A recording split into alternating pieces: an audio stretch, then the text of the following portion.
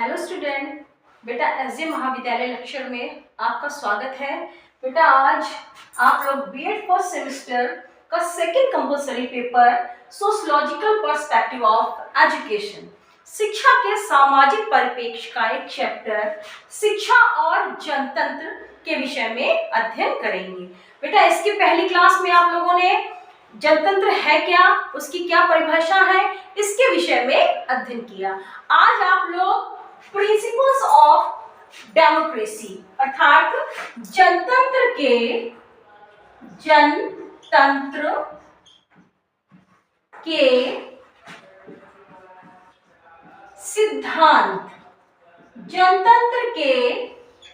सिद्धांतों के विषय में अध्ययन करेंगे। बेटा जनतंत्र के विषय में आप लोग पहली क्लास में ही पढ़ चुके हैं। जनतंत्र जिसमें जनता का शासन होता है, मतलब जनता की सरकार होती है। जो भी 18 वर्ष का है उसको वयस्क मताधिकार प्राप्त होता है, उसको अपने नेता चुनने का अधिकार होता है, सबको समान अवसर प्राप्त होते हैं। अब हम बात करते हैं जनतंत्र के सिद्धांतों की, जिसमें सबसे पहले नंबर में आता है, पहले नंबर में समानता का सिद्धांत।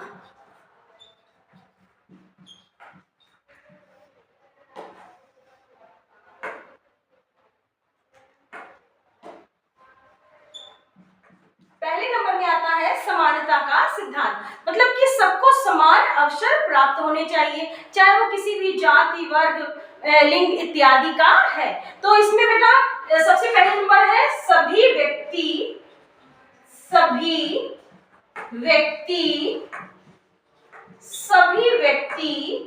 समान है, अर्थात कोई भी बड़ा छोटा नहीं है, कोई भी गरीब अमीर नहीं है। जनतंत्र के अंतर्गत सभी व्यक्तियों को समान का दर्जा दिया गया है। इसके अलावा इसमें सभी को समान सुविधाएं भी प्राप्त होती हैं। समान सुविधाएं जनतंत्र में जो लोग भी रहते हैं, चाहे वो किसी भी जाति, वर्ग, लिंग इत्यादि के हैं, सबको सरकार की तरफ से समान सुविधाएं प्राप्त होती हैं। इसके अलावा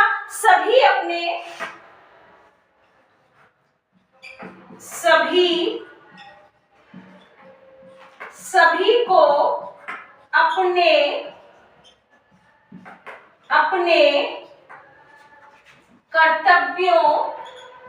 कर्तव्यों का पालन करना पड़ता है। इसके अलावा बेटा इसमें ये बताया गया है कि सभी को जिसके लिए जो भी कार्य निर्धारित होते हैं, सभी को अपने अपने कर्तव्यों का पालन उसी तरह से पूर्णतः ईमानदारी से निभाना पड़ता है। इसके अलावा बेटा सभी को एक ही कानून होते हैं, सभी के एक ही कानून, राजकीय सेवाएं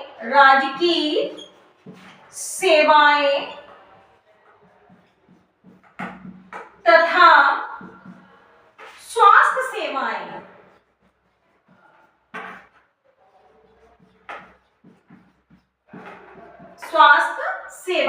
इसमें यह बताया गया है कि चाहे वो किसी भी जाति, वर्ग, लिंग इत्यादि का है, सभी को एक जैसी सेवाएं प्राप्त होती हैं, एक जैसे सबके लिए कानून होते हैं, किसी में कोई भी मतभेद नहीं होता है। तो ये समानता के सिद्धांत के अंतर्गत सभी व्यक्ति समान है, मतलब कोई छोटा बड़ा, अमीर गरीब की कोई खाई नहीं, सभी को समान सुविधाएं प्राप्त है, सभी को अपने अपने कर्तव्यों का निर्वहन करने के लिए कहा गया। इसके अलावा ये सभी एक ही कानून, राजकीय सेवाएं तथा स्वास्थ्य सेवाएं भी दी गई हैं। अगले नंबर में आता है स्वतंत्रता का सिद्धांत। दूसरे नंबर में स्वतंत्रता का सिद्धांत। स्वतंत्रता का सिद्धांत बात करें तो स्वतंत्रता हमारा, किसी ने कहा है स्वतंत्रता हमारा जन्मसिद्ध स्वतंत्रता हमारा जन्मसिद्ध अधिकार है। मतलब कोई भी किसी को प्रताड़ित नहीं कर सकता है, किसी कारण कोई किसी के लिए एक्स्ट्रा टैक्सेस वगैरह नहीं लगा सकता है। मतलब अपने सभी के साथ हमें प्रेम व्यवहार से रहने के लिए कहा गया है। इसके अलावा बेटा इसमें मनुष्य को सेकंड नंबर में है स्वतंत्र विचार अभिव्यक्ति। मतलब कि हम अपने विचारों को के लिए स्वतंत्र हैं, हम कुछ भी कहीं पर भी अपने हिसाब से कर सकते हैं और इसके अलावा हम किसी भी प्रेजेंटेशन में कोई हमें बाध्यता नहीं लगा सकता है। बेटा अगले नंबर में आता है सभी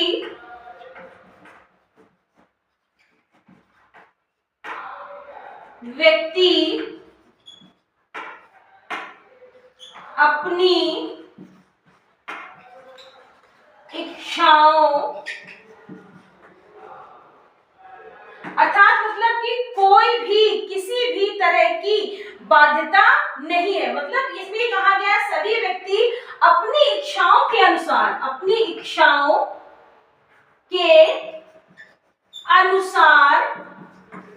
जीवन बिता सकते हैं।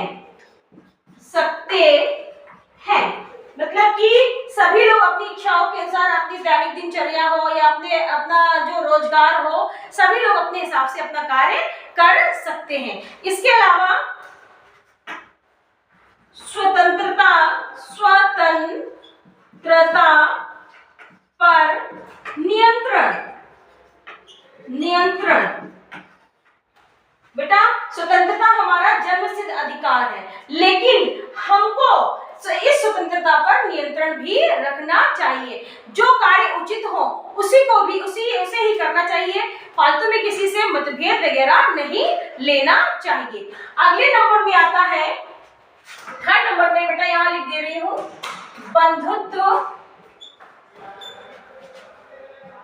बंधुत्व का सिद्धांत। बंधुत्व मतलब कि आपसी भाईचारा, आपस में हमें चाहे वो हिंदू हो, चाहे मुस्लिम हो, चाहे वो सिख ईसाई या किसी और धर्म के हो, सभी में आपस में भाईचारा की भावना होनी चाहिए, तभी हम अपने देश को विकसित अवस्था की ओर ले जा सकते हैं। तो इसमें सबसे पहले नंबर में आता है स्वतंत्रता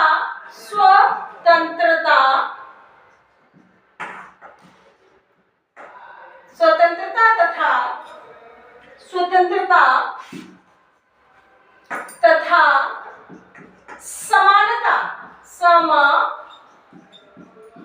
मतलब कि जब हम बंधुत्व की भावना में रहेंगे तो हमें अपने विचारों की स्वतंत्रता और सभी को समान भाव से समझना चाहिए, तभी हम सभी लोग बंधुत्व की भावना में रह पाएंगे। अगले नंबर में इसी में आता है सह अस्तित्व का सिद्धांत। मतलब जब हम दूसरे के अस्तित्व के विषय में सोचेंगे और दूसरे के व्यक्तित्व का आदर की भावना रखेंगे, तभी हम सह अस्तित्व की भावना में रह पाएंगे, तभी हमारा व्यक्तित्व का निर्माण भी हो पाएगा। अगले नंबर में आता है मानव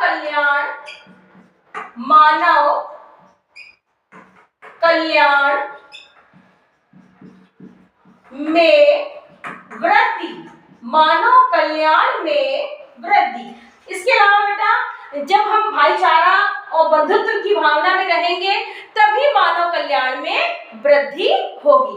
बेटा आप चौथे नंबर में आता है, इसको इरेज कर रही हूं। पहला था समानता का सिद्धांत, दूसरा था स्वतंत्रता का सिद्धांत, और तीसरे नंबर में था बंधुत्व की भावना। तो बेटा जब हम जनतंत्र में इन सारी चीजों को फॉलो करेंगे, तभी हम एक अच्छे जनतंत्र का निर्माण कर पाएंगे। अब बेटा आप लोगों ने 3 सिद्धांतों के विषय में पढ़ लिया। चौथे नंबर में आता है समाजवाद।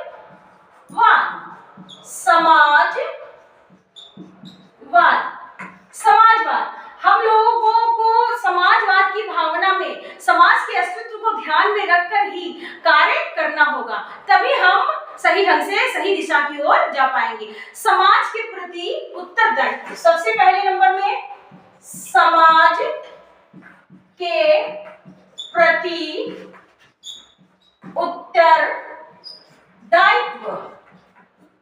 समाज के प्रति उत्तरदायित्व, हमारा समाज के प्रति जो भी उत्तरदायित्व है उसको हमें निर्वाह करना होगा, और उसको हम अगर पूर्तियां ईमानदारी से निर्वाह करेंगे, तभी हम सही ढंग से जीवन यापन कर पाएंगे। अगले नंबर में है आदर्श समाजवाद। आदर्श समाजवाद,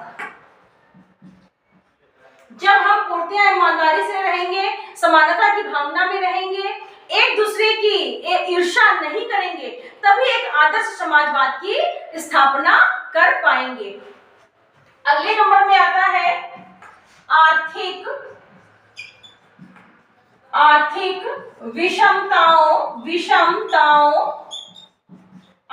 विषमताओं को दूर करना। जब जो समाज होता है 2 या 2 से अधिक व्यक्तियों का एक संगठन होता है, समूह होता है। जब हम दोनों एक दूसरे की बातों को स्वीकार करेंगे और एक दूसरे के हितों के बारे में सोचेंगे और एक दूसरे का साथ देंगे, तभी हम आर्थिक विषमताओं को भी दूर करने का प्रयास कर पाएंगे। अगले नंबर में आता है 5वां, न्याय का सिद्धांत। न्याय, हमारा जो जनतंत्र है वो निष्पक्ष है, बिना पक्षपात पूर्ण है। तो हमारे जो कानून व्यवस्था है उसमें सभी के लिए समान अवसर प्राप्त करने के लिए कहा गया है। तो सबसे पहले नंबर इसमें आता है निष्पक्षता व समानता। जनतंत्र में बेटा ये कहा गया है कि किसी के साथ मतभेद नहीं करने के लिए कहा गया है, सबको समान अवसर, समान चिकित्सीय सेवाएं इत्यादि देने की बात कही गई है, तभी न्याय की व्यवस्था की सराहना भी की जाती है। अगले नंबर में आता है सेकंड नंबर में बेटा आता है विश्वसनीय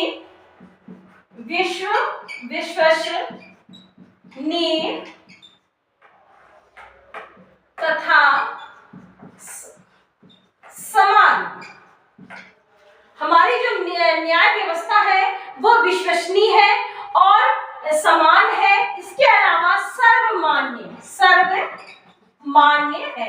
मतलब कि जो एक बार कानून व्यवस्था लागू कर दी गई तो उसको सारी जनता बड़े ही हर्ष के साथ स्वीकार करती है और उसको फॉलो करने का प्रयास करती है। अगले नंबर में आता है पक्षपात की नीति को नहीं अपनाना। मतलब न्याय व्यवस्था के अंतर्गत किसी भी जाति, वर्ग, लिंग इत्यादि का बालक और बालिका है, तो पक्षपात की नीति को नहीं अपनाया गया है, सभी को समान अवसर प्राप्त दिए गए हैं और चाहे वो किसी भी जाति वर्ग जो भी व्यवस्था लागू की गई है उसी के अकॉर्डिंग आगे बढ़ने का प्रयास किया जा रहा है। अगले नंबर में आता है 6 नंबर में धर्म निरपेक्षता। धर्म निरपेक्षता का सिद्धांत, मतलब सभी धर्म एक है, ना कोई बड़ा है ना कोई छोटा है, सभी धर्मों को समान भाव। जब हम अपने धर्म का आदर करते हैं तो हमें दूसरे धर्मों का भी आदर करना चाहिए, ये कहा गया है इस सिद्धांत के जरिए। तो इसमें कहा गया है कि अनेक धर्मों और संस्कृतियों से हमारा जो धर्म है, हम जो है अनेक धर्मों और संस्कृति से